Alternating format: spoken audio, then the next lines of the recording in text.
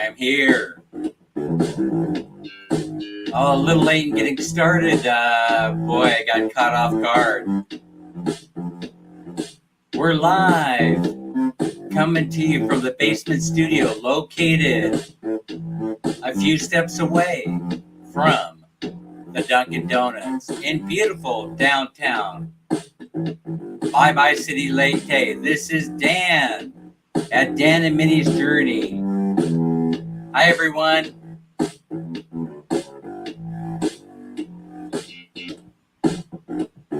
Hope you're doing well. Thank you for your time. Leonard Lund is in the house.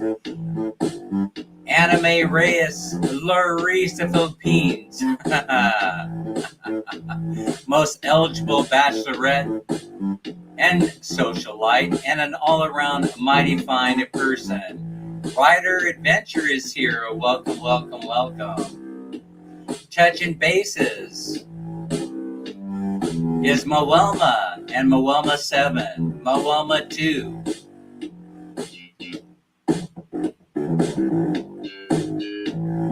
We're off to a great start. I can feel it in my bones.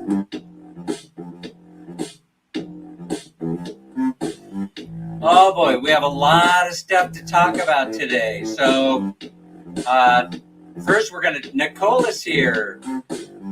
Larry Lee is in the house. Welcome. Crush aloha. So before we go to panel format, we're going to be talking about a few things. It's going to sound kind of strange, but before that, we have to talk about the contest. So let me fade out this music or stop this music or do whatever I have to do, and then we're going to talk a little bit about the 5K in May event, the big contest for May. Mike is in the house. Hey, Joe, Buena Vista Dreamin'. But you can't say hey in the Philippines. Hey, you, come here. I'm not a dog. I'm not a dog. Quit calling me like a dog. Yeah, so I got the fan going in the background, but I'm using my directional mic. I hope everything is working correctly. You will let me know if it's not. Okay, let's see. Hey, Joe. Oh, Mike, I really appreciate. You know, I got to tell you guys something. Mike, Minnie, and I, we were having a little coffee chat at the embassy, American Embassy in Bye City Leyte, which is the Dunkin' Donuts. And thanks for letting me know everything's cool. And Mike, I'm telling you, we're scary alike. It scares me a little bit. So Mike's beautiful wife was in church, and probably that's where Minnie should have been. But we were all sitting there, and we talked for about an hour, maybe even an hour and a half, until his wife got out of church. And it was scary, spooky, how closely we agree on most topics. Dodger Blues here. Dodger, thanks for coming. I really appreciate your time. We have 13 million people in the house, which is a great start. By the way, it's Monday morning here in the Philippines at 8:03 a.m. But I would like to acknowledge all the people from around the world who've taken their time out of their busy schedules to attend today's live stream. We've got people from the U.S., occasionally some people from Australia and the U.K. will pop in here, and I welcome you all. Sometimes it's the day before, sometimes it's the day after. There's a little nuclear joke in there somewhere. Where do I get this stuff? It might be morning, noon, or night. You're all welcome here to experience Dan's plight. So, and we're going to be talking about what that is today. The reason why I was almost late going live. There's an important reason, but first, let's talk about the contest because everybody wants to know about the contest. Pacquiao Mertz is in the house. Pacquiao Mertz is going to be handling, all the heavy lifting. She's going to be taking care of setting up the spreadsheet. She's going to be taking care of filling up all the slots on the Wheel of Fortune because that's how you're going to win. Only one person is going to win on the Wheel of Fortune spin. Of course, you know what that means. I'll have Mertz set it up so that the Wheel of Fortune spin goes on forever. And so you must be in the live stream at the moment that your name hits the wheel. You'll have to say present because if you don't, we'll give that thing another spin. We'll give the wheel another spin and we'll go on for another 20 minutes, So, but we don't know what day that's going to be. So it's going to be and I'm not announcing, and we don't even know if it's going to be on Pacquiao Mertz's site or if it's going to be on this website. But I would imagine that we're going to simulcast it. I still have to work out the logistical details with Pacquiao Mertz, but we most likely are going to simulcast it on both channels. All right. So Anna Mae Reyes is here. Mingay is here. Let's see. Where were we? I'm just handing out moderators all over the place. Okay. So now the rules are, and we know who you are. You can use your primary account, your primary YouTube account, and you could use 2 Ninja accounts or secondary accounts, but you must use 3 gadgets or 3 devices. You cannot be moving back and forth between your channel names on a single device. We know who you are. You'll be disqualified. You won't end up having being entered into the spreadsheet nor the Wheel of Fortune. So now, so that means that it's very tightly controlled this time around. And we're randomizing it this time. Instead of drawing out of a Gucci, we're going to do the Wheel of Fortune. It's much more exciting that way. LV Rose is in the house. Hi, LV Rose. Hey, before I start on anything else, I just wanted to say thank you so much. No switching, guys. We know who you are.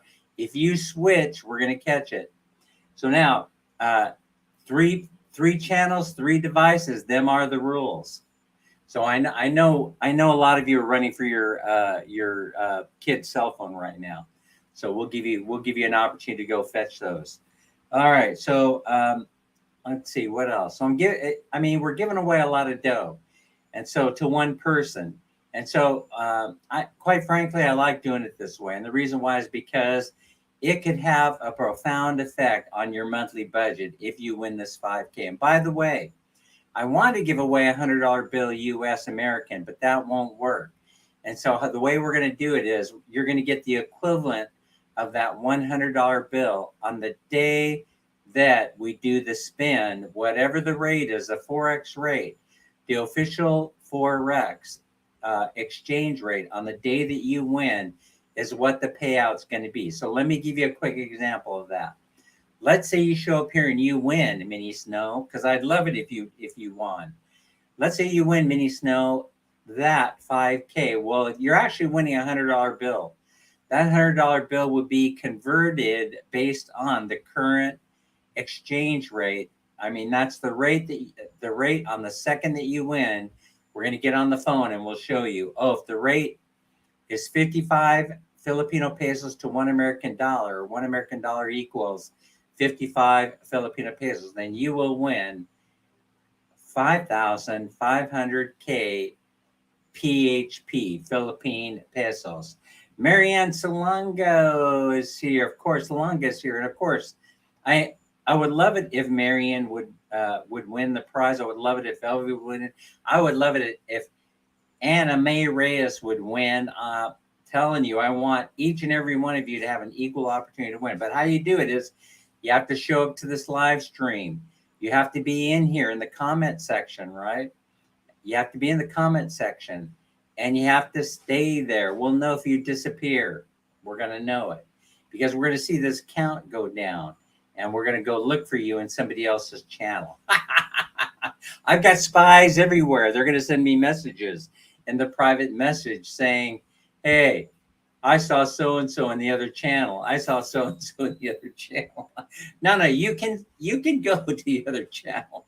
I wasn't saying you have to stay here, through the whole stream. You could be in the background and things like that. You could bounce over and say hello to your friends. I can't control that.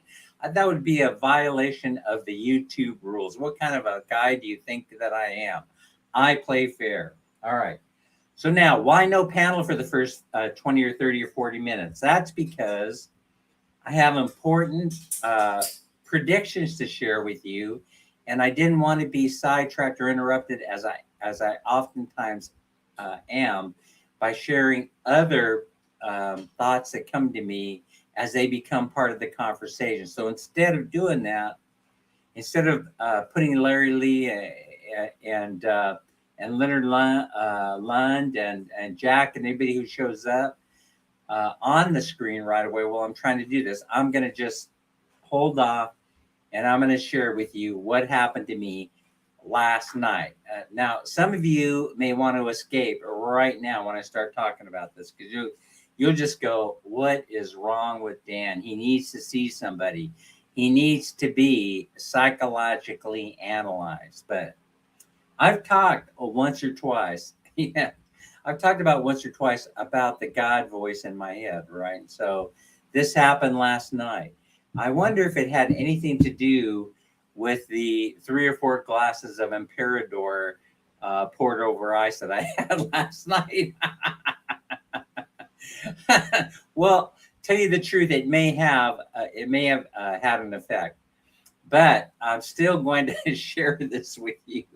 So let's see. Somebody said they're a cable rat. Let's see who the cable rat is.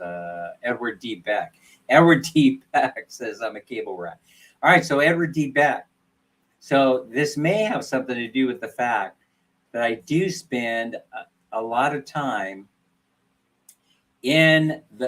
on YouTube watching presentations of different things, and then whatever's left over, it hits my brain after a few Imperadors, after a few brandies, over ice.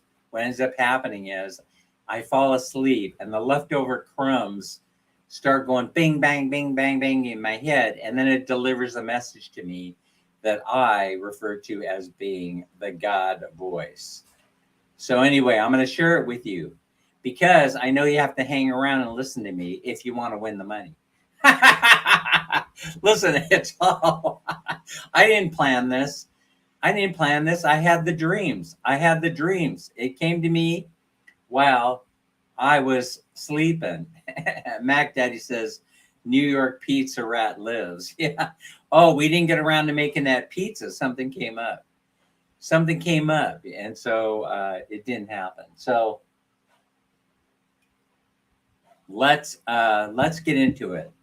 So what ends up happening is I wake up several times last night because I'm having what are prophetic dreams. I'm hearing the God voice of changes that are coming. But this was very unusual because prior to seeing these images, right, and hearing these voices in my head, yeah, I know what you're thinking.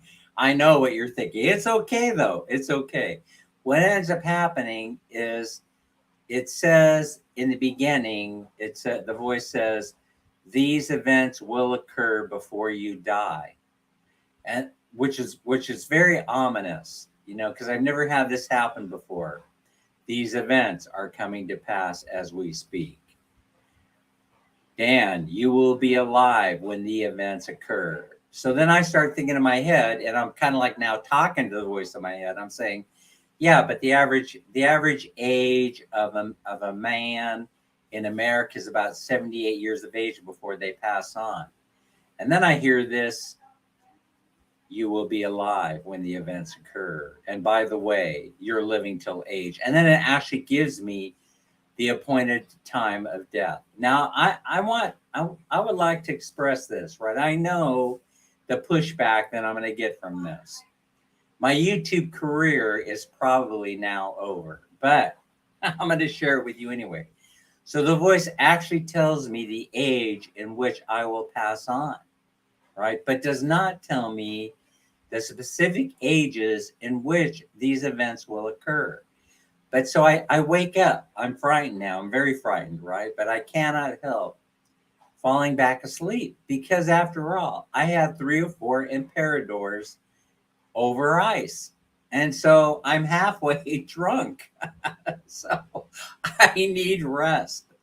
So I fall back asleep. Each time this happens, I fall back asleep very, very quickly, right?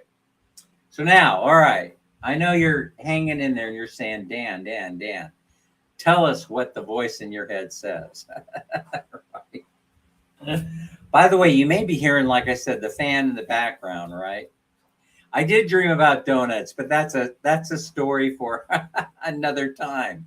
Now I may share it with you at the end what happened with the donuts, all right? But I'm gonna talk right now about what happened. I wrote it down.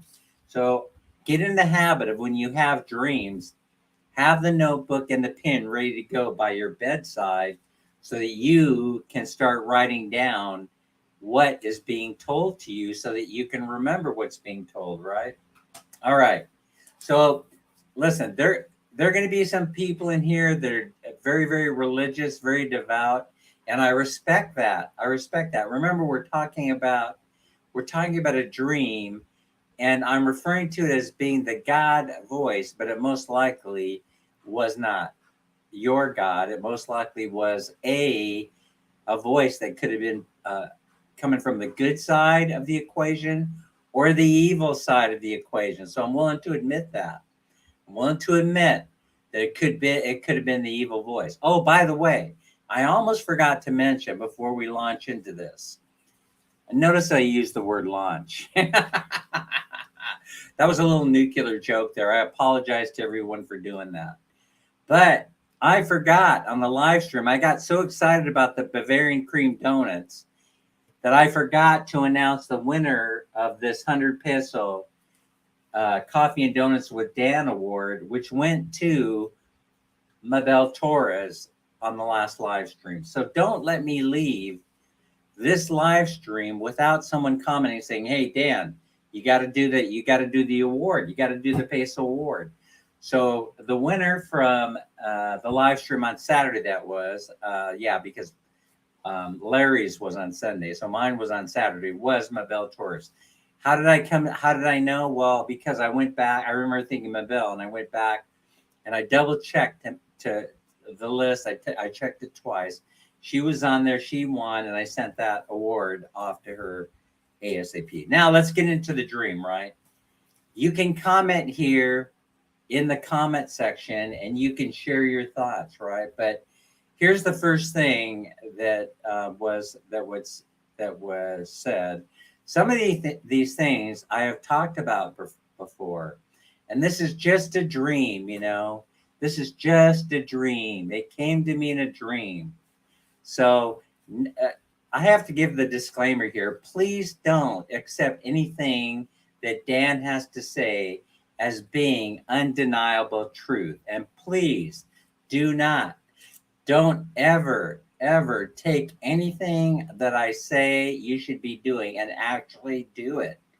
My opinions are only my opinions to be shared with you all for entertainment, for its entertainment value only, and is not to be construed as undeniable fact of anything that might be going on in the world or anything that may have occurred in the past in the world. Any historical fact or any factoid at all that I happen to talk about should be fact checked. So I've given you the disclaimer. It's for entertainment value only, and it's only Dan's opinion. And in this case, it's not even Dan's opinion. Some of it is, but some of it is, and most of it were what was told to me in the dreams. So who's here? Who showed up? Jaylyn is here. Jaylyn is here. Welcome. The Voyager family is here. Thank you for coming. I know you're coming because you want to get your name on the Excel spreadsheet.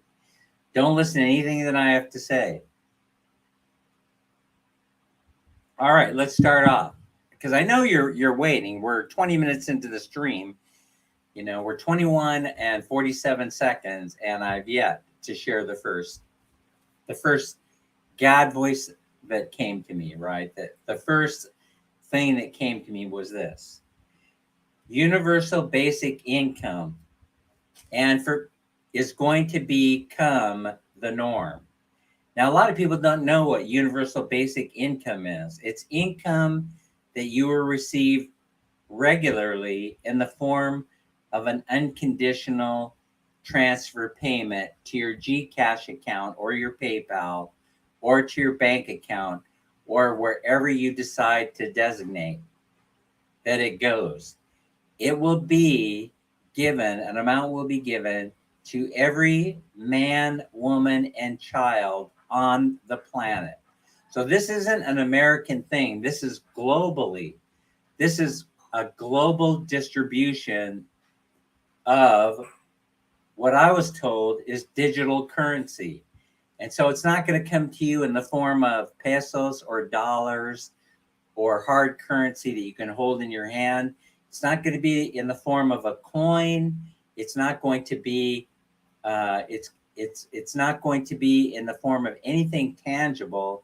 It's going to show up every month in your Gcash account, for example, in the USA or everywhere. It's a global movement.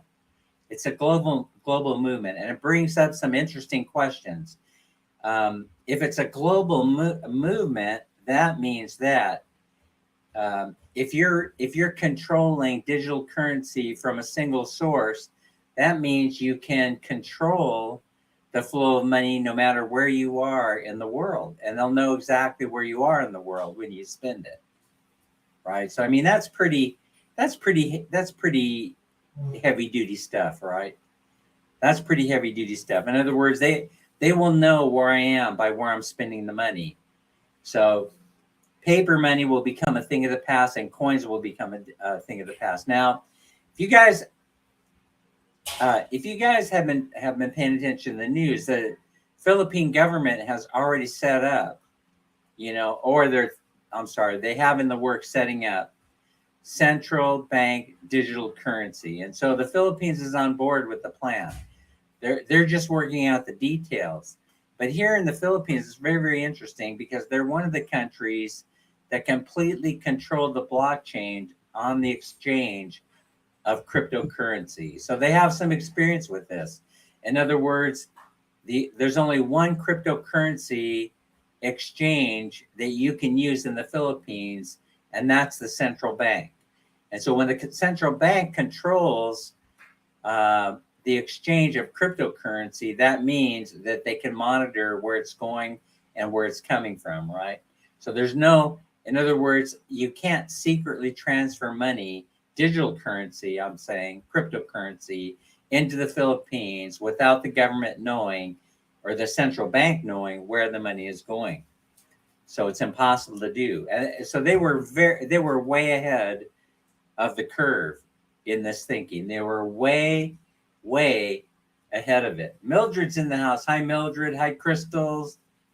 Annie MC's here. Okay, so here's connected to that. The move to digital currency, where all transactions will be monitored, will be done through central bank digital currency. So there's only going to be one globally. There's going to be one that regulates the central banks. The central banks will regulate the retailers. And the reason why I think that this didn't come to me as part of this dream, but the reason why there's going to be a consolidation event in retail banking is because they want to be able to control which retail banks are going to be involved in the distribution of the digital currency. All right. Does your God in your dreams have a German accent? Very funny. Very, very funny, Dodger Blue. 9. All right. Let's see. Consolidation of retail banks. Oh, I just mentioned that. Because of central banks they don't, in the United States, for example, the Fed cannot do business with an individual. That's written into federal banking law. And so the workaround for that is it's going to have to go through the retail banks, for which, if you wanted to control them, there would have to be a consolidation of the banks. 6 or 8 banks will be left, probably. Who knows how many? I don't know. Mark is in the house. Hi, Mark. Hey, Joe, you're staying with us, huh? All right. Now, by the way, this isn't what Mike and I were discussing. We were discussing home building in the Philippines. We're going to be getting to that later. All right. So consolidation effort. Oh, okay. So then let me get off of that. That's kind of boring, you know. And I can't explain it really other than to give you those few bits of information. More may come to me. More may come to me in the future. Next, gasoline car ownership will become so expensive that folks will not be able to afford to drive them. Registration fees will climb into the thousands of dollars per year. Gas taxes will also rise to ridiculous levels. So they're not only going to control the money, but they're going to control what you drive, you know, and they're going to probably do it under the guise of we have to protect the global environment. And so gasoline car ownership will become a thing of the past. But surprisingly, I mean, people will say, no problem, no big deal. I'll just go out and I'll buy an electric car. As many of you know, there are many inexpensive and well-engineered electric cars coming out on the market. Mostly, they're coming out of China. And so China is really at the forefront of the electric car, not only engineering, but also the market. A lot of people think Tesla is. You know, when Berkshire Hathaway and Bill Gates started to pour their money into Chinese electric car manufacturing, I started to take notice. You know, I'm like, hey, whoa, hold your horses. That was a funny transportation joke too. Hold your horses. Nay, Winnie. Why would they be putting all their money into, hey, Joe, your comment about the electrical grid can't handle it though. Well, that's we have a whole bunch of new technology coming online, right? That involve cold fusion, nuclear power, and the like, and a whole bunch of stuff that they're planning on putting in your neighborhood that might scare the crap out of you, but basically they're cold fusion nuclear power plants that are going to be built for your convenience in your own neighborhood. Let's see. Edward Beck is saying, Mac Daddy, will you be able to use donuts for tires? Well, you won't need tires because you won't be driving your gasoline cars. BS Businesses in the house. BS Business. That's very timely. That's very timely for you to stay, for you to show up in the stream. Well, Dan is laying out his predictions, and Naomi Pavo is here. Is it Noemi Pavo or Naomi Pavo? All right, so now electric cars will electric cars. So you think you're going to be able to go out and buy an electric car? Not so fast. Not so fast. This isn't what the God voice said to me. The God voice said to me that no, you won't be able to buy the electric car. They will not be willing to sell it to you. They will not allow you to purchase it so that you can own it forever, but you will only, page two, you will only be able to lease or pay for them through a monthly subscription program. So as part of the lease agreement that you're going to be signing, it's going to be clear as a bell that you're only renting or leasing, and that the company that you're leasing it from can repossess the electric car from you, especially if you use it for evil. So that means that if you go use the electric car to rob a bank of its digital currency, for example, by using a digital weapon, then you most likely will have that car, if it was used in the commission of the crime, it's going to be taken away from you. Right? Or let's say that you use it for illicit purposes, purposes that are against the law. Let's say you're driving down the highway, and all of a sudden you see a pretty young lady on the side of the road who's vying for your attention, and you pull over and you pick her up. And she says that she only wants to ride a couple of blocks down the street. But they know where you were because it's an electric car and it's being monitored. Your every movement is being monitored, right? They're going to be sending you a message saying, oh, we have disabled your electric car. We're repossessing it because you had evil intent by picking up the young lady. And so we have sent a tow truck over to pick the car up and take it back to the factory. Of course you will, Edward. I'm going to be getting to that in a moment. I'm going to answer all your questions. Yes. And so they've been experimenting this for a long time. BS Business, GM did that. They leased their first EV1, and then they came back and they took it back. And it was in black and white in the contract. They can come back. It isn't yours. You don't have ownership. GM retains ownership. So most of the things I'm talking about, these have already occurred, but they occurred in a beta test. If you can look for beta testing on all the stuff that is showing up on this piece of paper, right? All right, so that means that, for example, so here's the rest of that part of it before I move on to the talking about food and donuts. The rest of the part of it is that, let's see. Oh, but most people, they will opt not to lease the electric car, but what they will do is they will get a monthly subscription service through one of the rideshare providing services on the app, and they will get a discount by paying a monthly premium to the company. Either in the United States, we use Lyft and Uber. Here it's called Grab and other things. You'll be getting a Grab car or a Bolt car, and you will be paying a monthly subscription fee. So they will have the burden of insurance and maintenance of the car and all this other stuff that they'll work out just like Hertz Rent-A-Car and stuff like that does.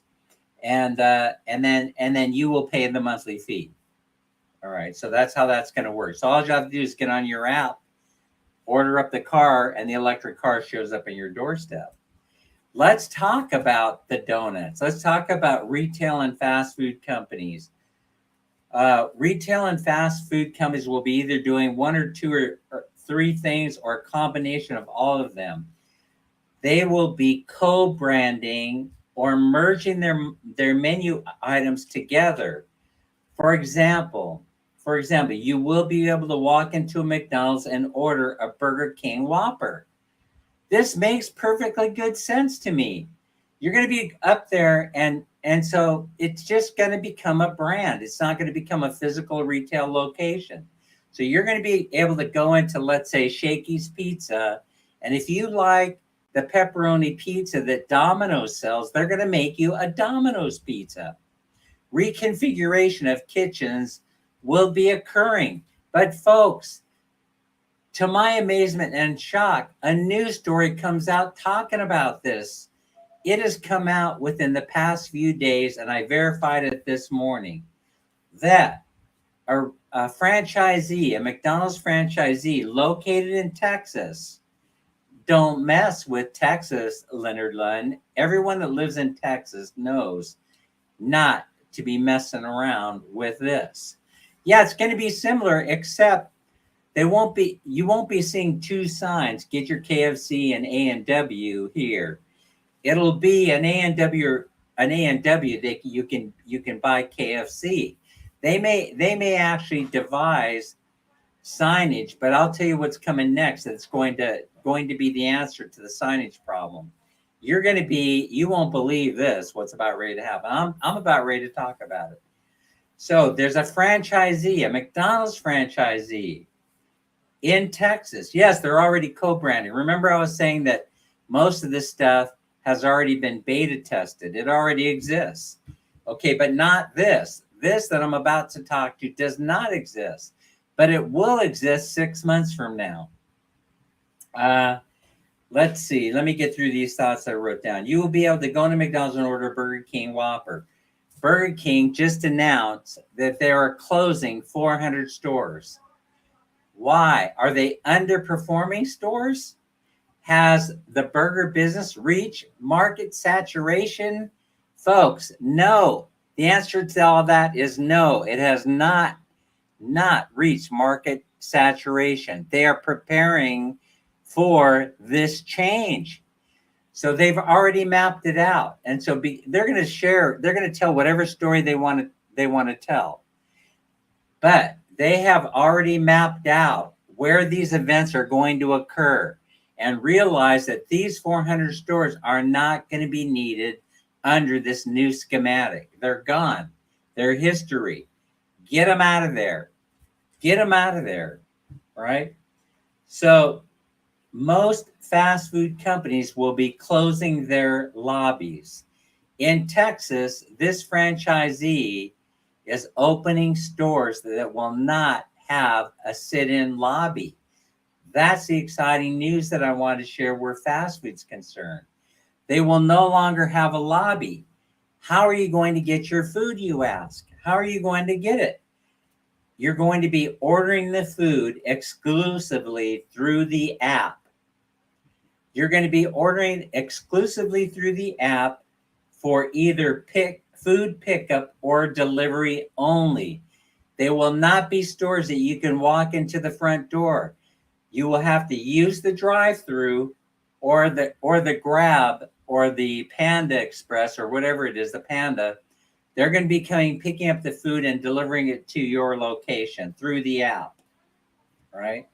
So that means that they won't have to have huge signs and markings, because they will not be attracting people to come through the drive-through. Why will they not? Because you will not be able to go into the store or drive through and order on the fly. You won't be able to do that. You're going to have to do it exclusively through the app. Those stores are being built right now in Texas, and so we'll have to make a visit there to see how it works. So I think that the kiosks that have shown up, well, you're going to be out of the moonshine business unless you get a moonshine license, because everything will be done through digital applications. And so I wish Nitban were here to tell me if this is possible or not. Is there enough data in order to make this whole thing work?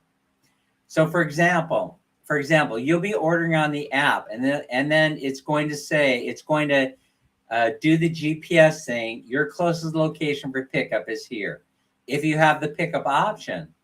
And so you'll be going directly to that store that's going to be looking kind of like an In-N-Out burger with no signs. It will have no menu through the drive-through. It'll have a small sign there that says McDonald's. It'll only be at designated golden arches. It'll be a square top building, you know? They won't need architectural detail on this building. There's no reason for it, because you will be going there only to pick up the food that you've already ordered through this spectacular application. You'll be going there, or they'll be delivering it to you. So you won't need a car to go there if you're going to have it delivered. This is how they compensate for all the countries that don't have vehicles. See, if you're ordering it from in front of the 7-Eleven on in Pangasinan, that's where they're gonna say, "Would you like us to deliver the food to your current location?" All you do is hit yes, and then 15 minutes later, here comes the driver with your food. It's already been paid for through the app with the digital currency that you were given.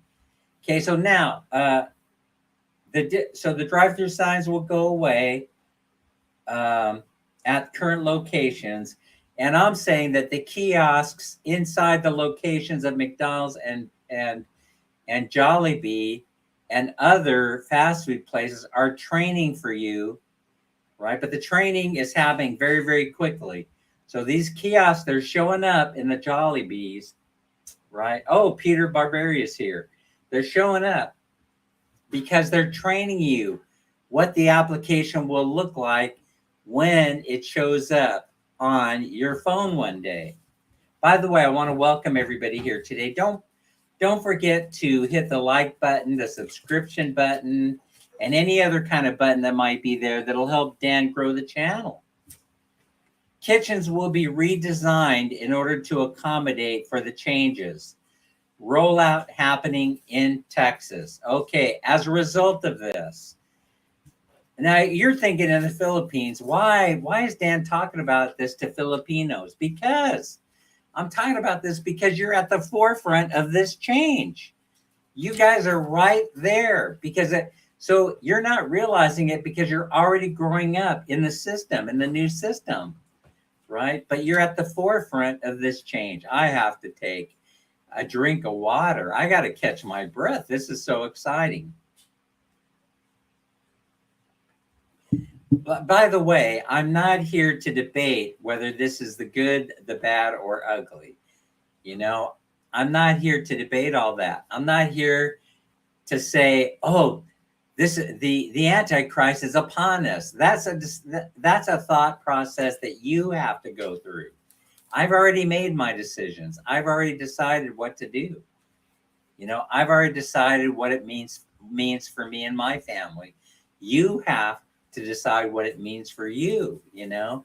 That's what you have to do. You have to decide if this is the 666, if this is the whole Antichrist movement, you know, the taking over of the entire world in the form of one world government, you know? Homeowners, yeah, Peter, I see you popping up there.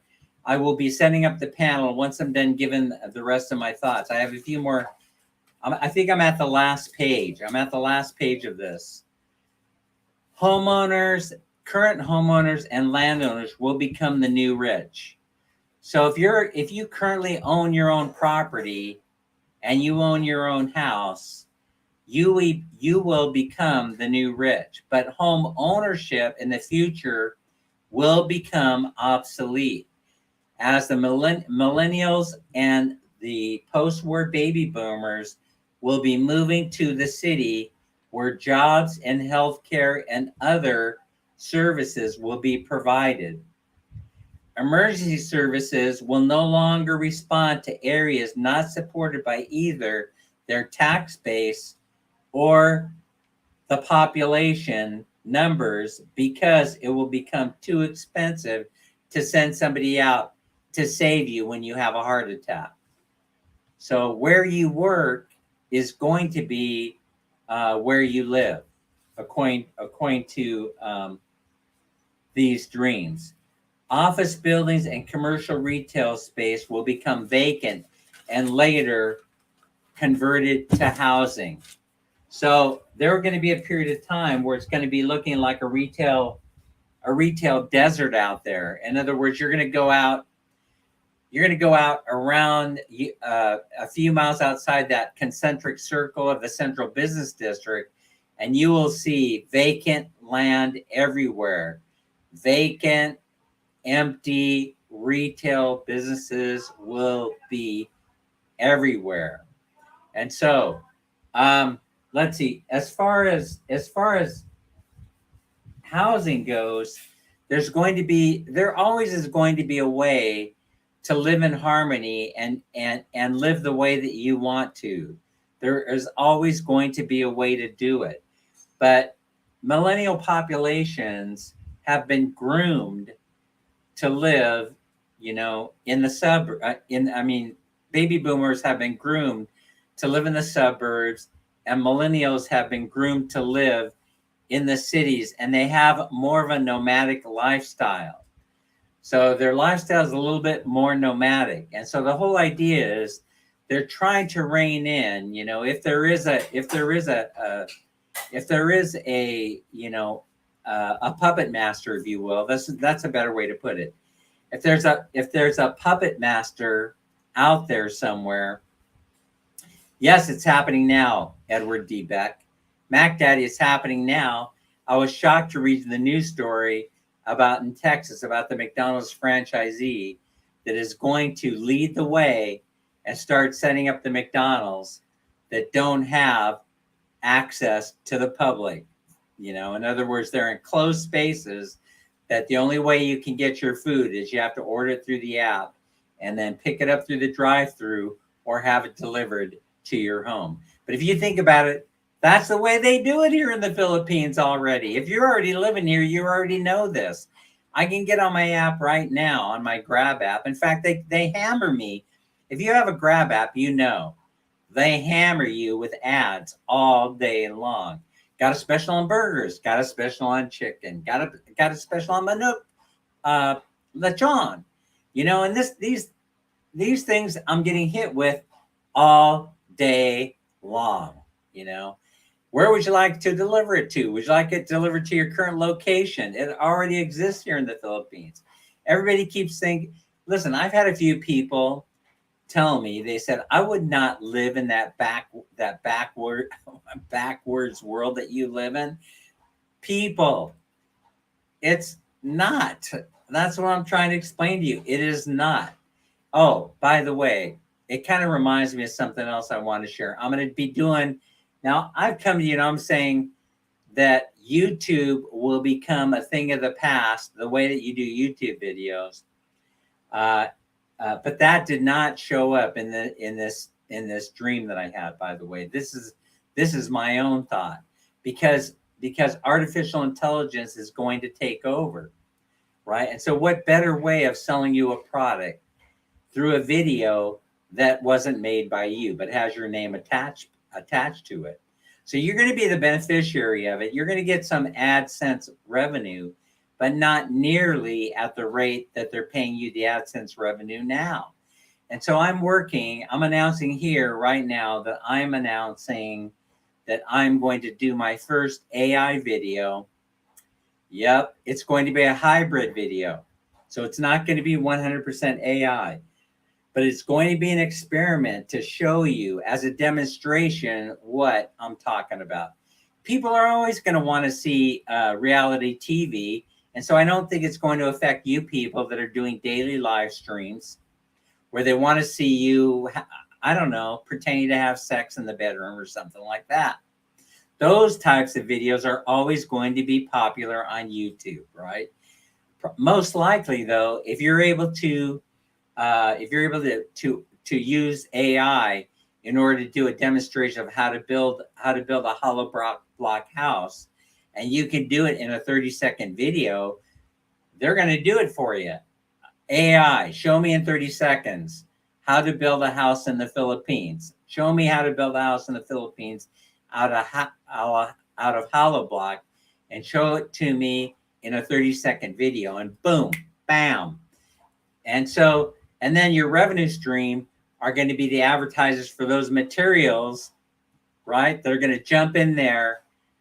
City Hardware, Home Depot, IKEA, they're going to be your advertisers. They're going to bounce in there and go, buy all your products from IKEA, pre-made cabinetry. And then that's where you're going to go, and you're going to buy your product. Now, keep in mind, they're going to know who's viewing the videos. And so after you view the videos, you're going to get hammered through your cell phone and any other application you have with advertisements for the cabinetry. So whatever the focus of your AI video is, your artificial intelligence video that you created, right, is going to be that's going to signal who's going to advertise, and then also what advertisers are going to be contacting you. It's a beautiful thing. I mean, I don't see any of this. I don't see most of this as being a negative thing. Who will run the brothels? Well, brothels will become legal, in some form or another, and so, I mean, that's where I see the world going, a few years from now. It's already happening in California, where they've decriminalized prostitution. They decriminalized it. It's a misdemeanor offense. They no longer can go in California. They passed a new law, in case you don't know it. Girls cannot be stopped if they're standing on a street corner in provocative attire. And yes, that does mean the type of clothing that you're thinking. All right, so now we're setting all this stuff aside. I know if you want to continue talking about it, that's fine. But let's, the main, it wouldn't have happened. Risa, I wouldn't have been talking about this. Anime, I swear to you. Big Z, thank you for coming to the live stream, giving me a few moments of your time. I wouldn't be talking about this stuff at all if it weren't for the God voice, the dream or the series of dreams, about half a dozen, because I kept waking up.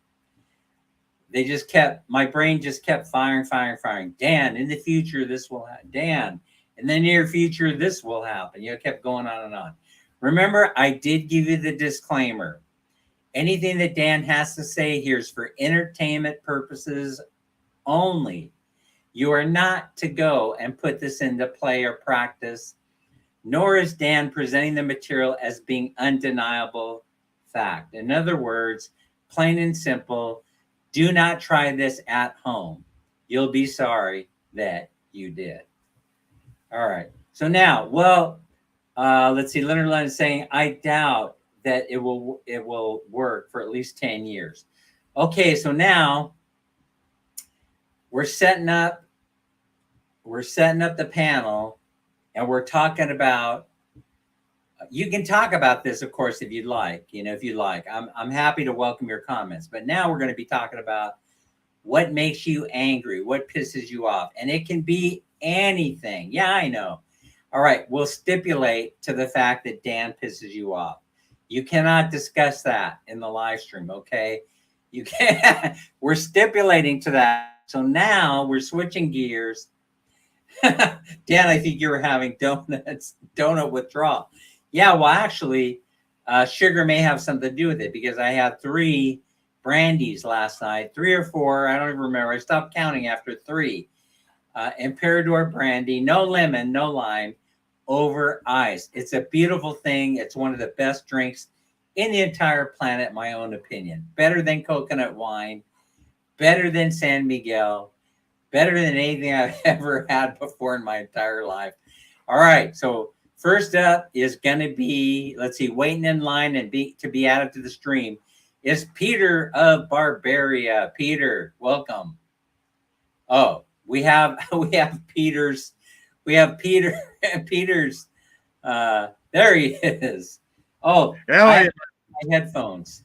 I have to put on my headphones. You know all the problems I'm having. I'm sure I'm going to be having even more problems after this live stream. Let me get this in place here.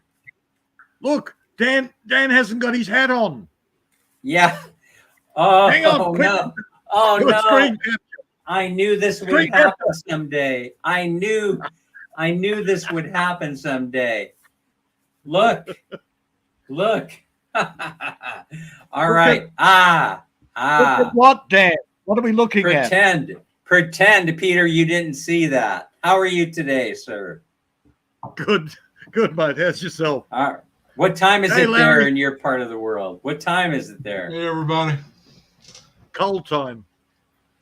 10:53 a.m. Wow. Okay, it's a couple hours ahead of us, I guess.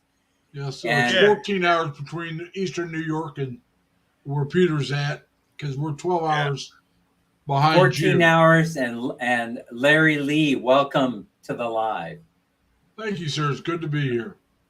Brian's already used to this stuff I've been talking about because he lives in the People's Republic of California. So, God. Oh, who's gonna win this 100 peso note today? I'm thinking about it. I am thinking about it. Could be worse. He could be in Ontario, Canada. Yeah, you're right. It could be worse. Welcome to Melbourne, Australia, that I'm not going anywhere near. Yes, I recommend that you don't. Leonard Lennon saying these kiosks have been in some fast food stores for many years. Exactly. People are getting very, very used to learning them, Leonard. And so now they'll want you to switch over to the app, and you won't be able to go into the kiosk and use these anymore. You will in some stores. Of course, they're going to have old man stores. They'll have the old man store. Yeah, for those of you that want to go walking up to the counter and order the old school way, but they're gonna show you the locations of those stores on the app. So you look on the app and it'll be. I want those kind of stores so I can go in and sit down. I'm a people watcher.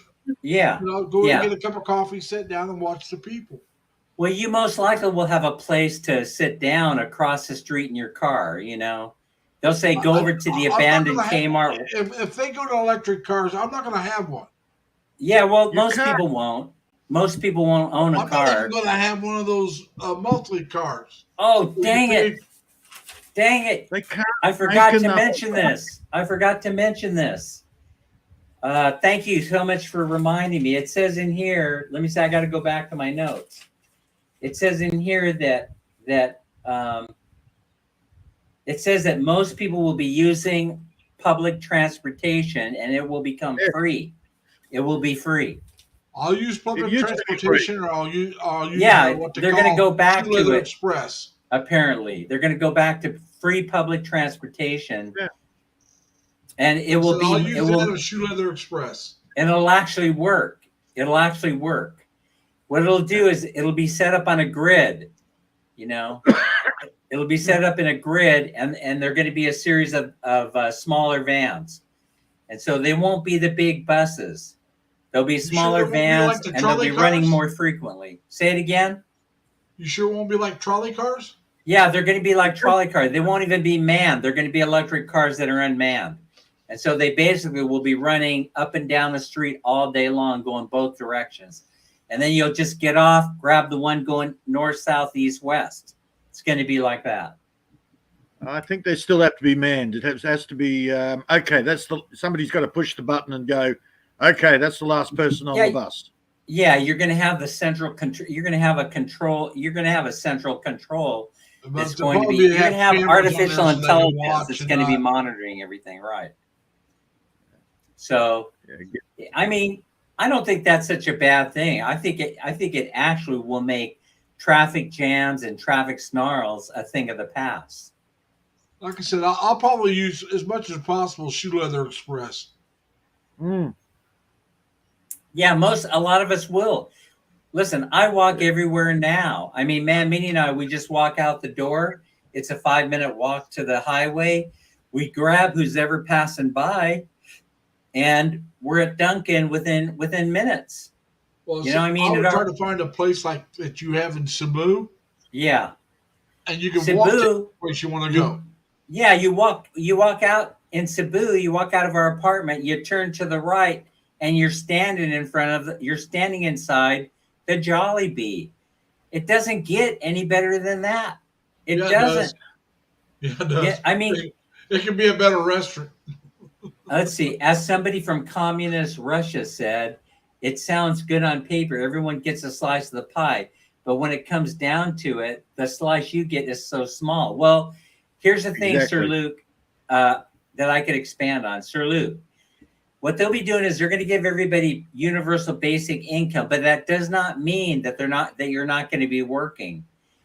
They'll be coming to you and saying, okay, this is so you don't have to worry about certain basic costs of living, like paying the electric bill, paying rent, paying for your food bill. But if you want to elevate yourself above that, they're going to incentivize that. So they'll say, we're going to give you that. If you go to work for General Electric over here, who's making these fantastic electric motors for jets, right? Then we're going to give you X amount per hour in addition to the money that we're already giving you. And so in other words, they're going to, so that way, most people will not go to work. Most people, so I'm getting feedback from somewhere. I don't think it's coming from me. Someone has their phone going, or somebody has. I got a phone on, but I got the volume turned off on my phone. Okay, I've got mine here, but my volume is also turned off. My sound for my computer is right here. All right. And I've only got a laptop. Say it again. You're on your laptop? I'm only on the laptop. I've got nothing else open except StreamYard. Oh, maybe you have an extra StreamYard window open. Do you have only the one? Do you have two tabs open on your StreamYard? No, only StreamYard. That's the only screen I've got. When I get on StreamYard, I close the YouTube channel when I open up StreamYard. Because if you don't, then you'll get that feedback. Yeah.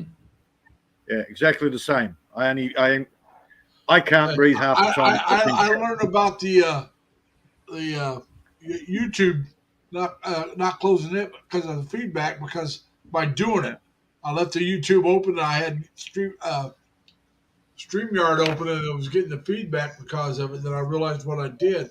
So now, before I even get in to the panel, as soon as I open up StreamYard, I close the other.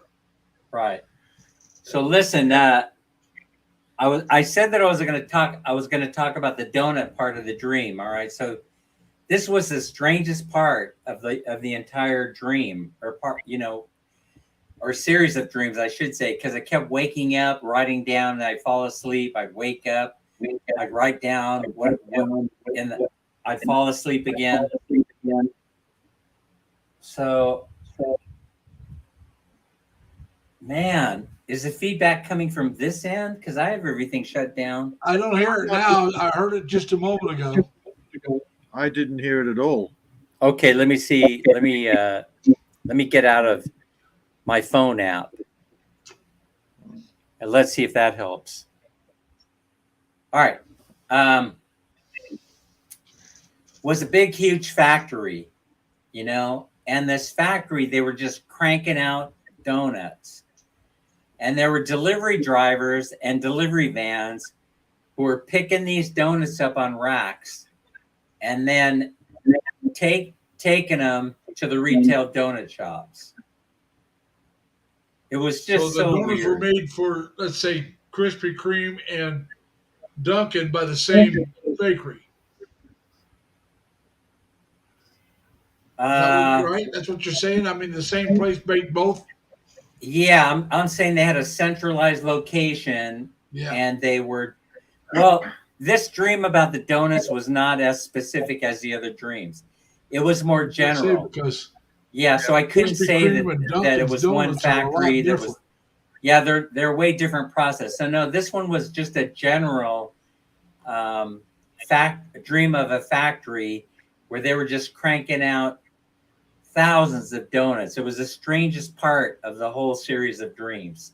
But no, I didn't see specifics about who they were cranking donuts out for or to, or where they were going. None of that stuff. There weren't any logos on the trucks. There was no advertising. I just saw a machine cranking out donuts like crazy. So Well, that by not having logos on there, yeah, it would allow the vans to deliver more than one. Like let's say they're all going to the same town, and but you can make a delivery to that's Dunkin' it, Donuts on Brian. the way to the Krispy Kreme. They were Homer Simpson dreams. Exactly. Ah. So It- let's talk about Dude, where's where's YouTube going in this? Well, I'm actually. I just want to jump in. I'm actually very impressed in you, Dan. Oh, you are? I've Thank you. Yes, I've been watching you waking up to what's going on for a while now, and you're doing well. Thank you. Thank Yeah. you. Most people just think I'm crazy, but that's okay. Oh, hell yeah. And I'm a complete nutter because I'm way down that rabbit hole. Well, it's very, very interesting, but I don't really have an opinion on whether this is good, bad, or ugly. And so I have yet to formulate an opinion about whether this is a good thing for everybody or a bad thing for everybody. I mean, I think it depends on your age group. Yeah, it may very well. It may very well. I think depend on those how of old us that you are, let's say, 30 and older, Right. maybe 40 and over instead of 30, it's not going to be that good for us. I'm talking majority. Those under 30 probably going to love it. I don't want to live where I work. Now, by the time this happens, I'm going to be retired. But I would not want to live where I work. I did that in the military. Yeah, Well, I would say that was pretty profound. I would say it was pretty profound to realize when I telepathically, I'm sort of like asking questions without talking, and then the answers are coming back to me. And so one of the things was, when I was still living in Rochester, will I be alive when the events occur? And the answer comes I think back. we will be. It says yes, you will be. You'll be able to see them unfold right before your very eyes. They're unfolding now. They're unfolding now. Because that's what I was getting ready to tell you. When I was still living in Rochester a couple of years ago, they were building these apartment buildings that are close to where people are going to work, and that's who they were catering the buildings to their apartments to. Was the younger people that work downtown, that want to work downtown. Now you had the entertainment district down there too, and there was others that said, well, we're going to have a store right below it, and they're going to have this and that, and you're not going to have to leave this area. And it's like, as a kid and you want to get drunk and don't want to drive, that's great. But I don't drink and drive. I don't do that anyway, so I'm not worried about that. But I don't want to live in the same area. I am be so happy to be able to come downstairs from the high-rise apartment into the club, and then have somebody escort you back when you're all done. When I was younger, that'd have been great, but I'm not younger. Well, remember when I talked about this? I talked about how I saved all the hell raising for the later half of my life. You saved it for later. I did it earlier when I was still young enough to enjoy it. It was all a plan. People would come to me and they'd say, how come you hate alcoholics, Dan? How come you hate people who drink? It just so happened that part of my job working in the welfare department were to counsel a few of these folks and help them gain perspective. It was not to tell them not to drink. It was to show them or demonstrate to them how they can function around their drinking habit. You see, it wasn't about, oh, you shouldn't be drinking. It was more about, hey, I can help you out here. I can actually help you go out there and get a job, and you can drink as much as you want. That was my main objective. That was actually part of my job. I can tell you how to do that. Join the military. Yeah. That's very good, Larry. Touche. But the other part of it is, that Brian is saying, Brian, don't get me started. Brian, don't get me started on that subject. They're far worse addictions than alcoholism. I can tell you that. And one of them is overeating, and so that's my addiction. And so it's the most horrible addiction that a person can have, because no matter how hard, I'm going to have to start going to Overeaters Anonymous or something, telling my story of woe. I was the number 3 child in a family of 10. Oh, that's horrible, Dan. That's horrible. Your life is doomed. Listen, exactly. You may as well jump off a building now, because we can't fix you. I mean, really, seriously. I mean, it is a horrible, horrible addiction, And I encourage each one of you to get Regular Guy's perspective on this by going to Regular Guy's channel. He's in Manila now, and he talks about this. He talks about it tongue in cheek. So listen carefully to what he has to say, because I invented this talk. I'm the guy who brought it to you first. I've been talking about this stuff for a very, very long time. Food addiction is the worst addiction in the world. I'm telling you. I don't know if it's the worst, but it's up there. The worst for me outside of eating was cigarettes. Fat acceptance in America is literally killing people, according to Brian. Oh yeah, because people, if they don't try to get a little healthier, allow them to say, "Hey, I'm fat, and I'm going to continue doing what I'm doing," and they just don't watch what they eat, or they don't watch what their cholesterol, they don't watch their sugar, and so they end up killing themselves. But you've got to love me for who I am, not what I look like. Yes, but you know what? Take me out of my misery. Hey, Leonard, Leonard Lunn's here. Peter, take me out of my misery. Please, I'm begging you. I'm begging you. That's your wife's job. That's your missus. That's Minnie's job. If anybody's going to take you out, it's her job. Hey, but I'll tell you about the Philippine and their philosophy. It's very interesting. And so it's like the universe, the love that's out there in the world, right? The universe loves you so much, it will deliver to you anything that you ask it for. It will manifest it. So because it doesn't know the difference between right or wrong, it loves you. It loves you to the point where if you're hungry, it will bring you food. If you want a burger, it will bring you a burger. That's Minnie. So that is Minnie in a nutshell. Yeah. She'll agree with you. She said, yes, I do it. Minnie, I thought we agreed with Leonard Lunn that I would only eat 1 meal a day because I couldn't control what I ate more than I can control the eating of the 1 meal. And so at least the 1 meal is a start in the right direction. Yes, I can consume 15 to 1,800 calories in one sitting without thinking about what type of food I was going to eat. Yeah. And boom, lost 5 pounds just like that. Of course, now I'm eating 3 meals a day because we're back in bye-bye. You're talking about meals. I only eat 2 meals, but it's all the damn snacks that I do. The cookies. Somebody's got an extra mic. I love cookies. And those are not. Yeah, good for we're me at still all. trying to figure out where that's coming from, but I don't think it's coming from me. I really don't.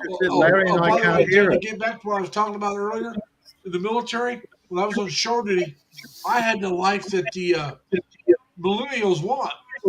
I got off work. I walked out the door of my. I was a barber back then. I walked out to the barber shop, closed the door, and straight across the hall was the club. So I walked out of my shop, walked right into the club, and started drinking if I wanted. And then I only had to stagger, a few hundred feet back to my the barracks and my room because we had two people to a room. The I went back to my feedback, room. I apologize for I never left the interrupting, but base. it is really sounding like the feedback is coming from Peter. Well, I've only got the laptop. Huh. I'm sitting here and I'm muting everybody. Do you have your YouTube screen open? No, Well, okay. I don't see, know. Larry and I Make can't sure- hear it. Look and make sure if you have it open that you mute it.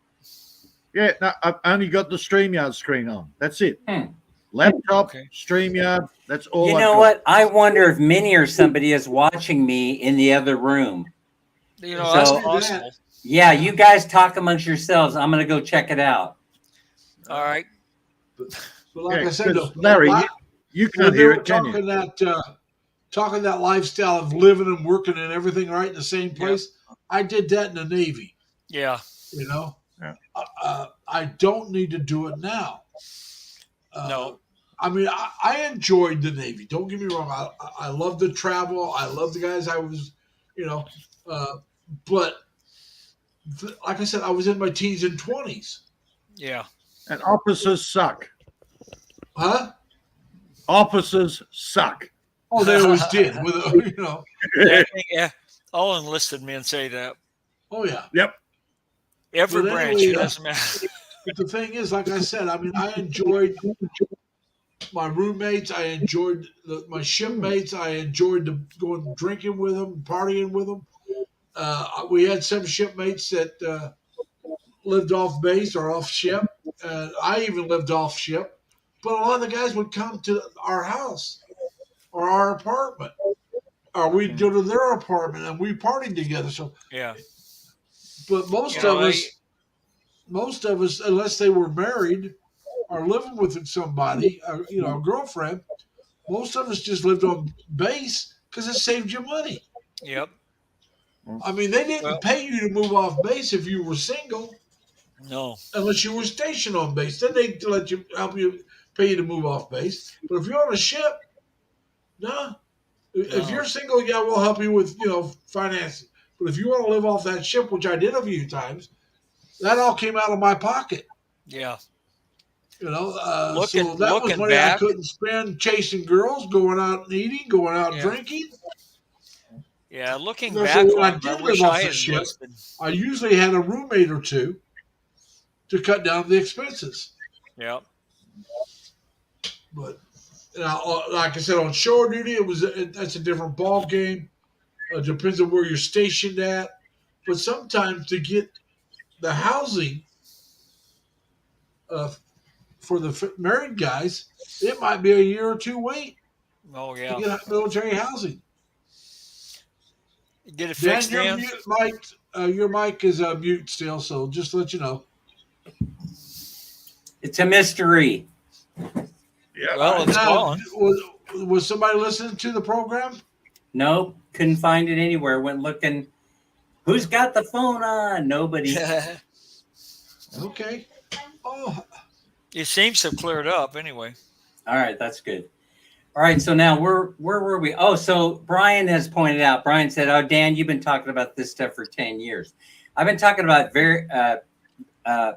various ideas, very, very similar to what shows up in Dan's dreams.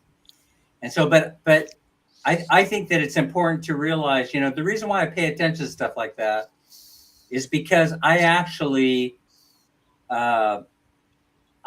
created my own future moving here to the Philippines I started manifesting it many, many years ago. now it's back. Yeah. It was gone, but now it's back. Yep. hmm. I can't hear anything. I have no. Hmm. It's all crystal clear to me. Very strange. So anyway, I started manifesting this, so I know, and it started from a dream. It started from the dream of actually moving here and living here. I'm going to unplug my headphones, and we'll see if that does something.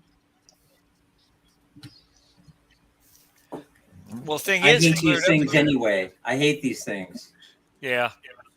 You cleared up anyway. So anyway, it could be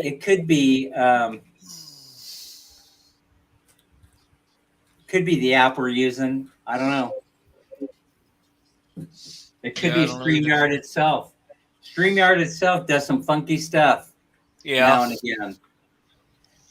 But Is it anyway, gone? yeah. So I started dreaming about this years ago, and I started dreaming about accumulating wealth the same way. And so everything kind of like came together all at the same time. So Wow. it was the most bizarre thing. I wish I could have figured out how to do that. It's a belief system. I You can gotta tell you know part of it is What's that? You've got to know it. That's my. yeah, I'm sure you got to right. accept it as though it's an undeniable truth Yeah. that you're currently living the way that you want to live, the way that you want to live in the future. So I know that for a fact. It takes a while for your subconscious mind to move it to the forefront of your thinking and become a part of who you are.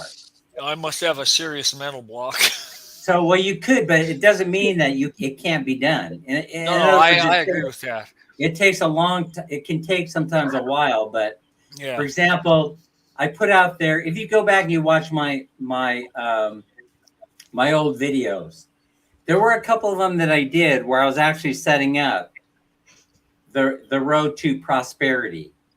And so I started way back when, with the first couple of videos, I started talking about it, that I'm on a journey to manifest prosperity, right? And that's where the whole thing really started. Man, that crosstalk came back. Yeah, I hear it. So, I mean, it's not surprising to me that it happened because I had accepted the fact that I'd watch people around me do it. In other words, I watch people, my own sister, I watch people around me do it and actually come to me and say, you need to learn this lesson because if you don't learn it, you're going to be living this life of misery. And so we have tried to demonstrate it to you many, many, many times, right? For example, I'll give you one example that she showed me. She was holding a whole bunch of money in her hand one day, right? She goes, I'm going. I agree, Brian. She was holding a whole bunch of cash in her hand. Yeah. She says, I would at least like you to come with me as I deliver this cash. And then I'm going to be talking to you as we're making the drive. It's only a 10-minute drive from here. And I'd like for you to come with me. And I want to show you what I'm talking about. So this money that I'm holding in my hand is going someplace really, really special. But I know that it's going to be returned back to me tenfold. So I want to show you what I do every month at this time. So I said, okay, I'll go with you. So we get in the car and we're in Sacramento. We're driving down 12th Street or 16th Street or something like that. And we get to the Sacramento Food Bank. And of course, my head is in the sand. I'm like turning around looking at her. What are we doing here? What are you doing? Why'd you drive us here? I says, because we're going in there and I'm giving this money to the director. And then we're going to sit down and we're going to share a meal with the homeless. And so she goes in there and the director sees us coming in and there's a great big smile on her face because she knows that my sister is there to deliver money that they need to buy food. So my sister hands her the money and then we turn around and go into the feed line and we grab a plate And I feel very, very odd doing this. I feel very, very uncomfortable. And then we sit down, and then she says, this is part of the secret of creating prosperity. And she goes, this is the reason why very, very rich people set up foundations to help the poor. Because there's a very, very simple economic fact, and that is that in order to be rich, in order to have rich people, you must have poor people. And so, wait, what are you saying here? She says, well, since there are going to be poor people and they need to be maintained, fed, clothed, and they need health care, then I can't control whether they remain poor, whether they become rich, but I can provide some assistance to them. And then what you're going to see have happen is that within 30 days or so, because that's normally how long it takes, I go, something will happen where I will increase my wealth. And so this is not, so she's sharing to me something that should not be a secret, right? It should not be a secret. But whether homeless or drug addicts, Brian, or not, is immaterial to this story. See, the whole thing is, it has nothing to do with the story. As a matter of fact, she said the most important thing is not to judge. It's very difficult not to, but not to judge. Give the money of your free will and expect nothing in return, which I thought was an odd thing for her to say, because she did have an expectation of return. I pointed that out. She says, no, I realize when I do this, I realize a return. See, that's different than an expectation of return. And then after a while, because it kept happening over and over again, it didn't take me long for me to realize that if I do this, this happens. So she does it. And then a few days later, I don't even think it was 3 or 4, she comes to me with her dividend check from Apple Computer, and she says, look at what just happened here. Their Apple Computer is paying the largest dividend payment that they've ever paid out in their entire history of the company. And she just happened to own Apple stock, which is another story. And she's showing me this dividend check, and she's connecting the dots.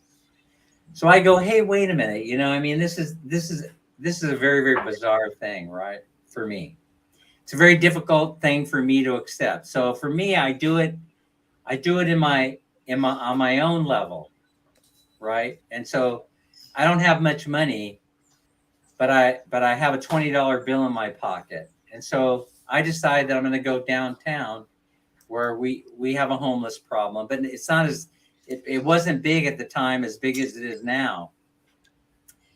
And I try and frame it in my brain so that I can clear away all this clutter about having a return, having an expectation of a return on this $20 bill. It's very, very difficult to do. I have to be honest, I can't blank it out of my mind. I just can't make it disappear. But I take this 20 and I run into a young lady who's sitting in a blanket and she's holding her hand out, like she's requesting alms. And I don't say anything to her. I just take the 20 out of my pocket and I put it inside her hand, and she starts to cry.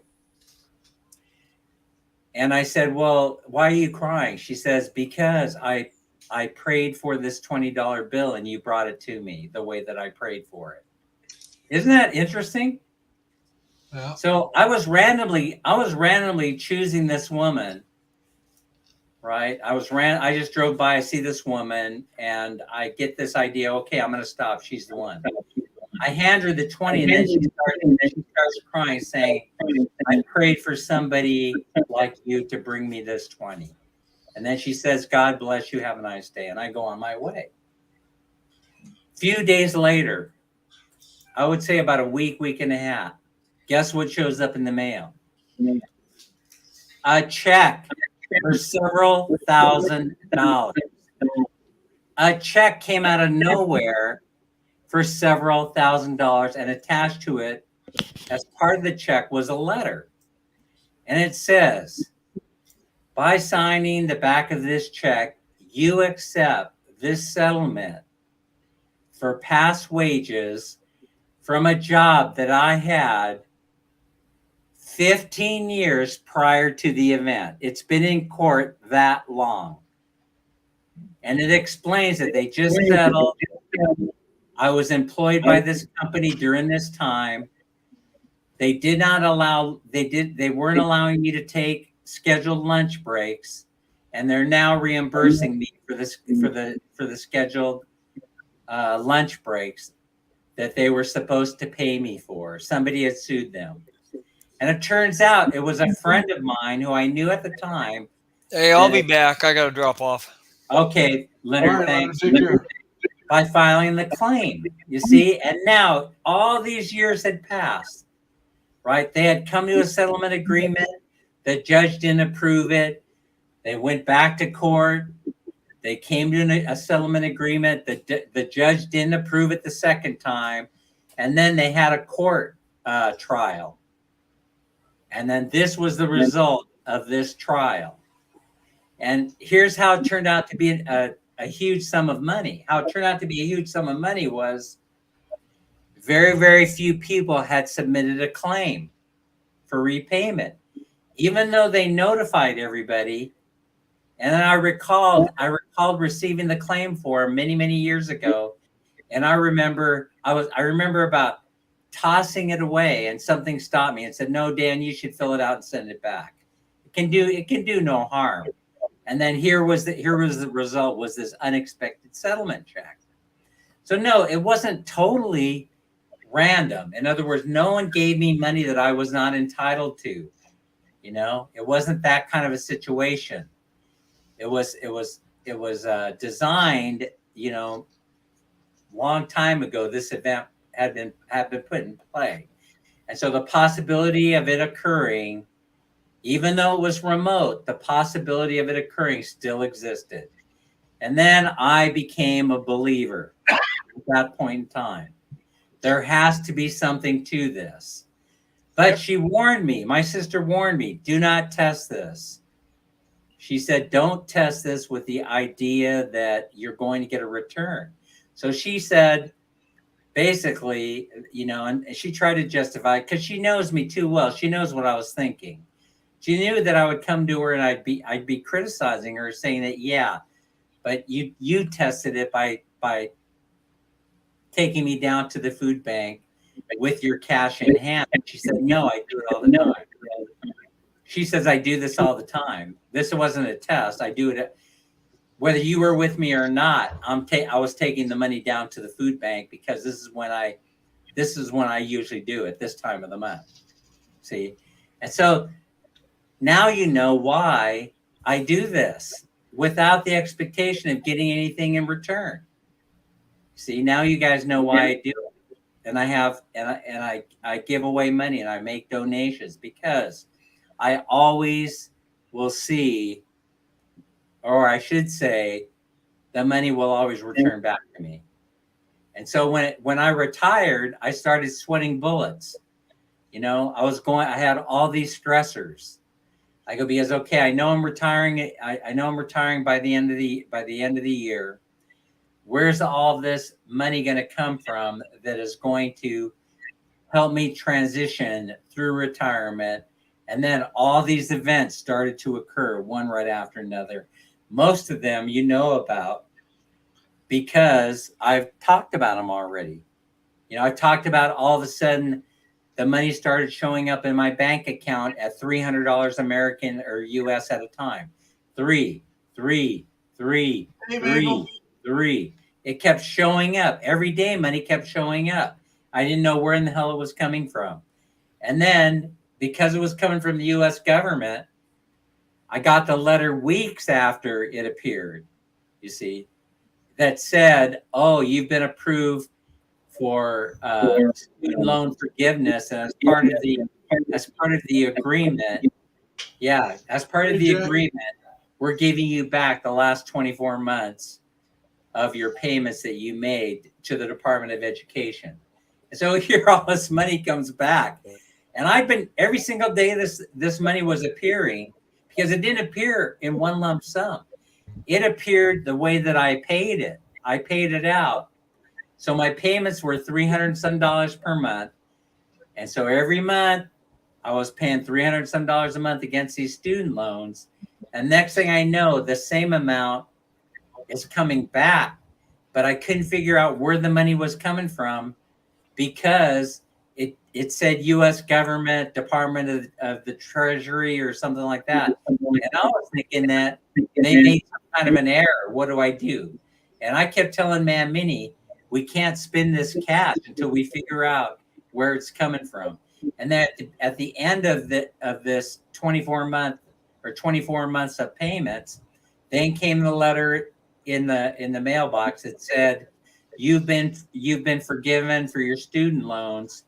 You got government student loan forgiveness, and we have paid you back your last 24 months of payments.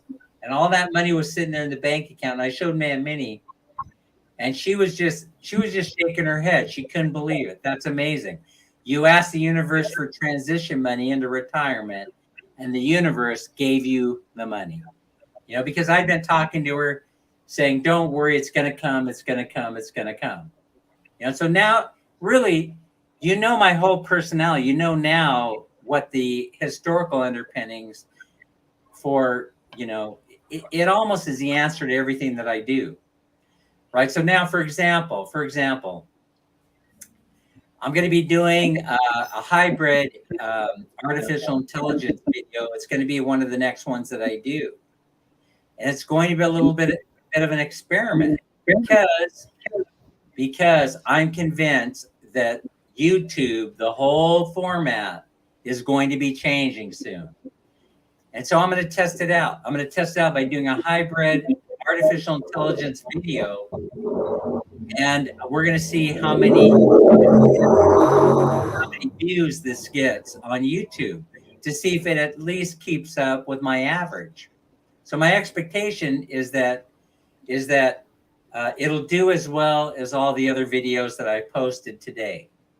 And that's going to be the start of me experimenting to see if I'm right on the direction that YouTube will be going, or if as usual, you know, it's a fleeting guess as to the direction it might be going.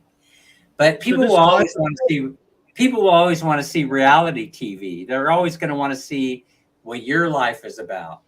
And so that will become the great equalizer in maintaining YouTube AdSense. But if all these other changes are taking place, it will also affect the way YouTube and Facebook and other social medias platforms function. Does that mean you're replacing Larry with a computer?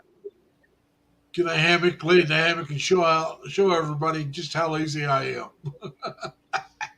Are you replacing Larry with a computer? Huh? Yeah, we'll all become avatars. There'll be a Jack Hobson avatar, a Larry Lee avatar, a Peter Barberia avatar, and a Dan and Minnie avatar. But you won't be able to tell that it's not actually us. You won't be able to tell, you know, because and by the way, they're going to resurrect through artificial intelligence. They will resurrect Rush Limbaugh. The last Bruce Willis movie. I thought you would enjoy that. They're going to resurrect. The Republican Party is going to resurrect Rush Limbaugh. They deep faked the last Bruce Willis movie. Yeah. A different actor was playing him, and they just overlaid him with Bruce Willis's younger face. Yes, that's right. That's right. They already did it with Bruce Willis. Thank you for reminding me of that, Peter. I saw that story. Yep. I watched the movie. And I've heard they've been doing it for years with other actors, and yet they have failed to disclose it. Yep. And I doubt that I will be, you know, inspired to disclose that I am an avatar. I'm a figment of your imagination, and you They're have a talking lousy about imagination. they're talking about resurrecting Rush Limbaugh. They're talking about resurrecting Art Bell. They're talking about resurrecting Dr. Tony Grant, who passed away years ago in Los Angeles, who was one of the first radio psychologists who started the trend off. They're talking about resurrecting a whole bunch of different people. And we're going to be watching them. We're going to be watching them. And so you're Are giving, we going to have President Ronald Reagan resurrected? yeah, they'll resurrect whoever they decide they want to resurrect. And it'll be just like A great they community. never left. And we will accept them as though they are truly alive. Hang on. More importantly, are they going to resurrect Bonzo to go with Reagan? That's a good one. Resurrect Jerry Springer. That's right. Jerry Springer's going to come back to life. Is You he are dead? not the father. I didn't even know Jerry Springer. You are the father. To put another situation. They need to resurrect Martin by Luther the way, King, too. I don't know if you guys are going to find this funny or not, but Well, I have Google. I have a Google Voice, right? And so I got Google Voice. Walt Disney, yeah. And so my old phone number has been cloned by Google. So if any of my old friends or anybody want to stop by and say hello, all I got to do is call my old phone number, leave a voice message, and Google Voice transpose that into an email and send it to me. So guess what happens the other day? I get this message from Mr. Dan. This is a social worker from the Department of Welfare, Child Welfare here in Solano County. And my heart skipped a beat. I go, oh, do I have another kid out there somewhere? Oh. Uh-oh. Uh-oh. It's the child support payment people calling me. I'm kind of like, oh, hell no. No and hell no. I go, I ain't returning their call. Please call me back at this number. Get all this back there. So, yeah, I mean, you think the most terrifying event that could ever happen in your life is getting an alert on your phone saying that there's an incoming nuclear missile to your location. No, the most terrifying phone call comes from child support of some county.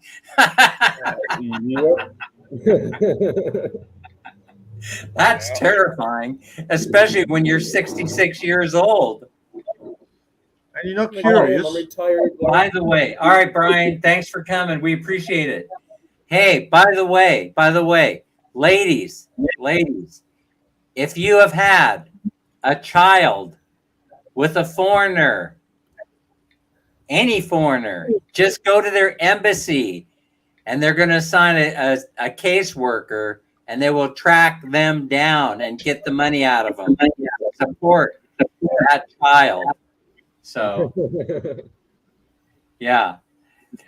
By the way, sometimes you're going to be paying child support to a person that makes way more money than you'll ever see. I don't even understand how this system works.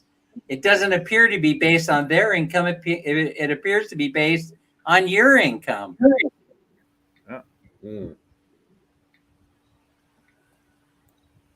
Anywho. So a couple of days after that occurs, right, an email message comes back and says, oh, so sorry to have bothered you. Apparently a mix-up in paperwork. And I was pretty surprised. So they even called me back and say, oh, so sorry, we mixed up. We mixed up your file with somebody with the same name. And then we looked at your age and realized that you're not the person we're looking for. I have a very common name, and so it's like Smith. So what are you going to do? In California, my name is like Smith. I mean, just go look in the phone book and you'll see Daniel Herrera, and then you have a million of them. You know, you have a million Instead million of getting people. a heart attack. You can go to almost any state and find a bunch of Larry Lees.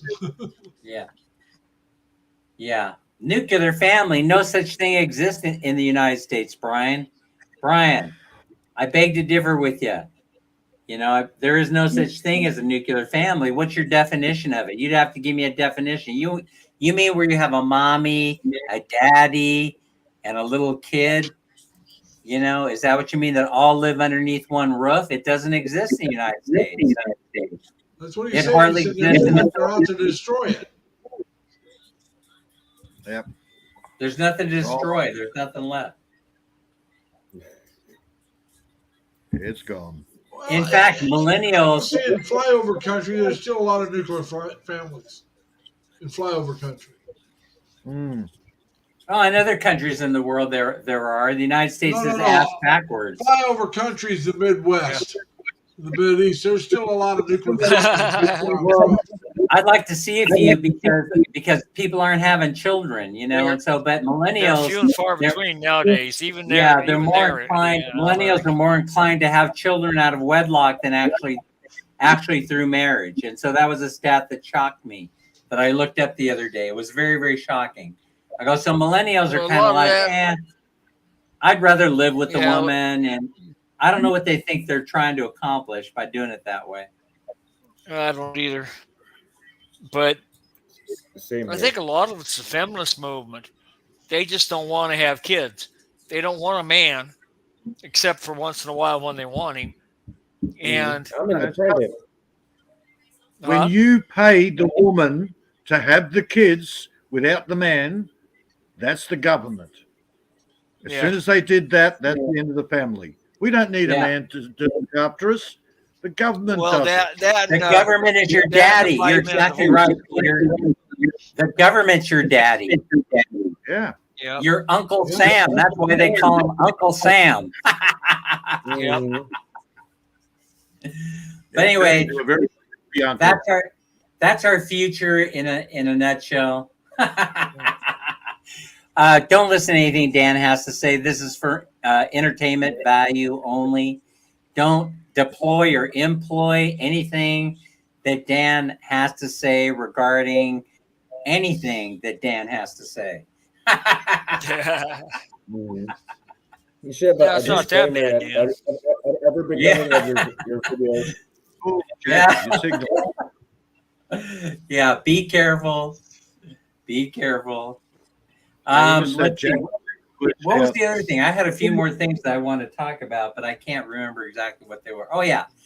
So if you want to get the, I mean, I just realized that I have something in common with the guy who runs the channel. He's a Canadian guy, and it's called Regular Guy.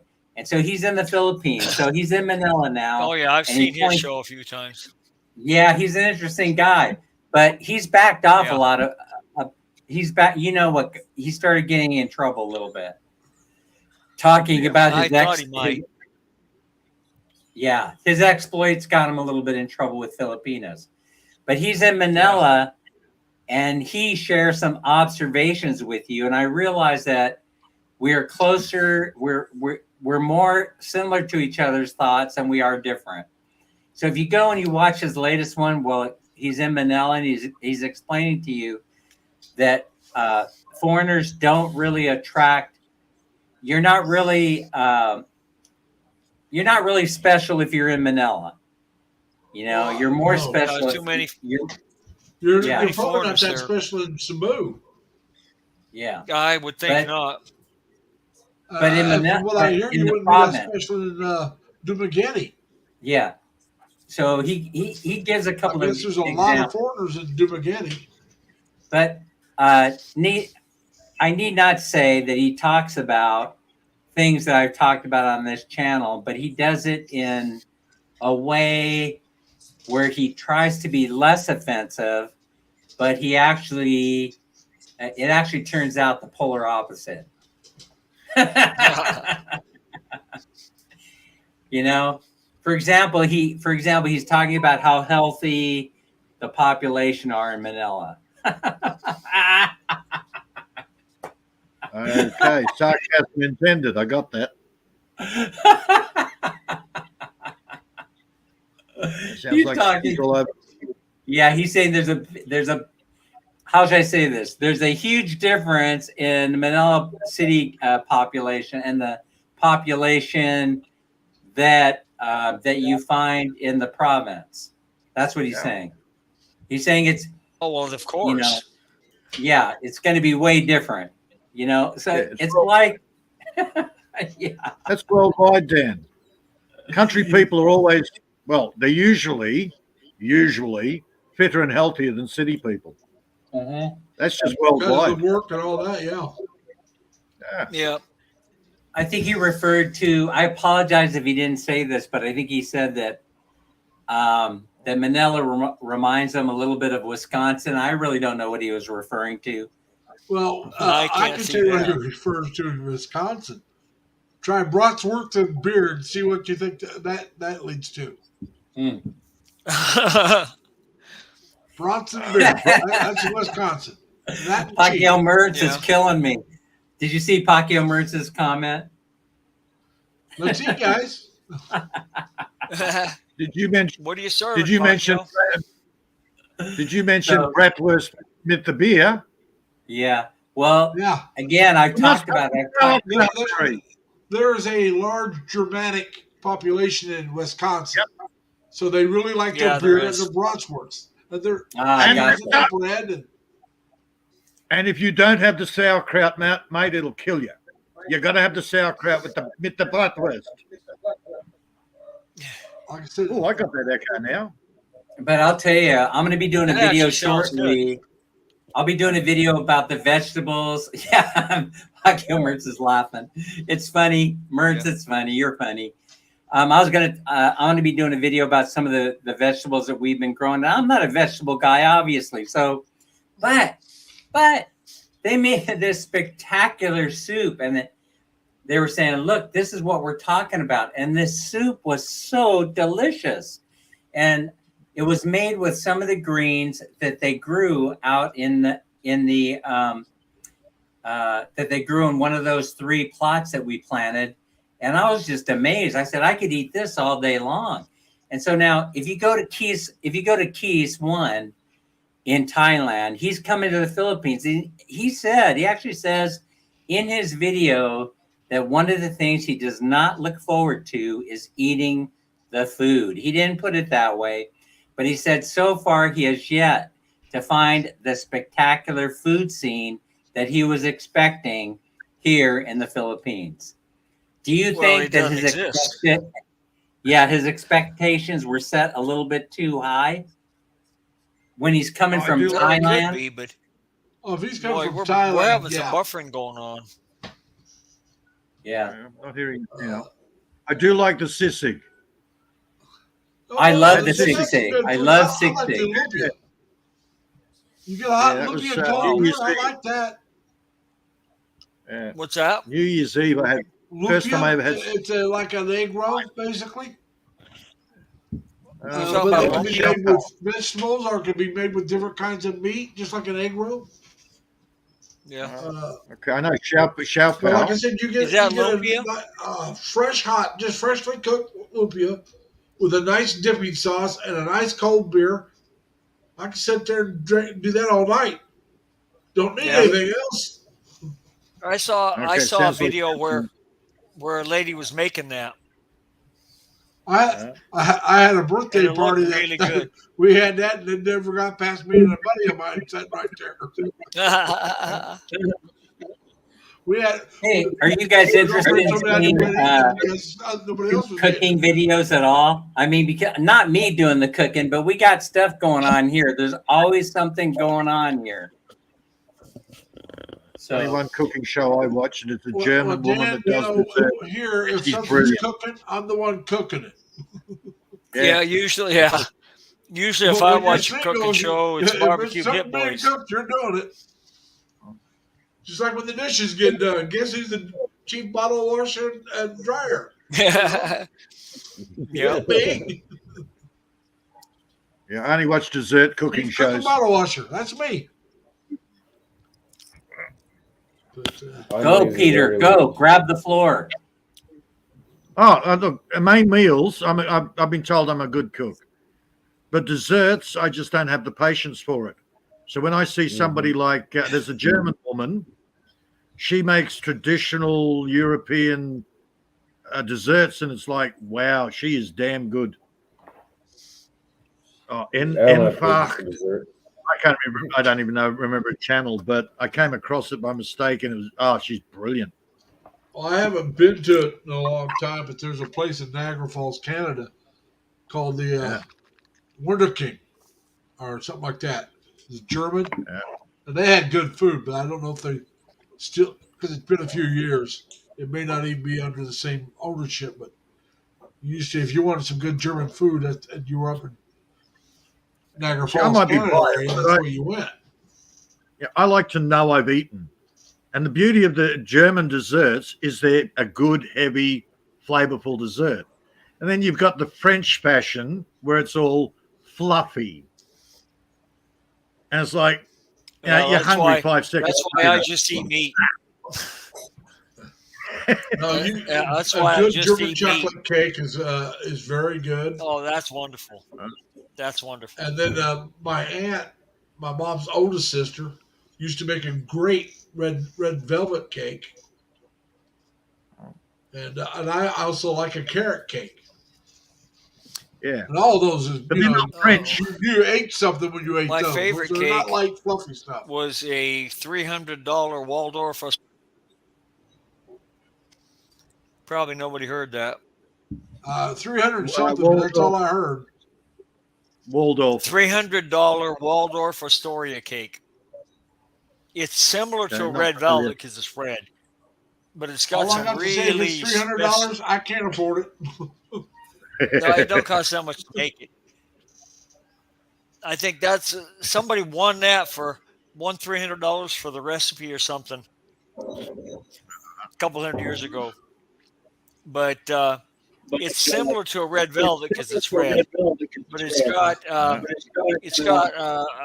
cream cheese frosting. Yeah. And The it's red velvet's really got good. the cream cheese icing. Yeah, it's not the same as $300 cake. Well, you make And your they icings they a little don't taste the different. same.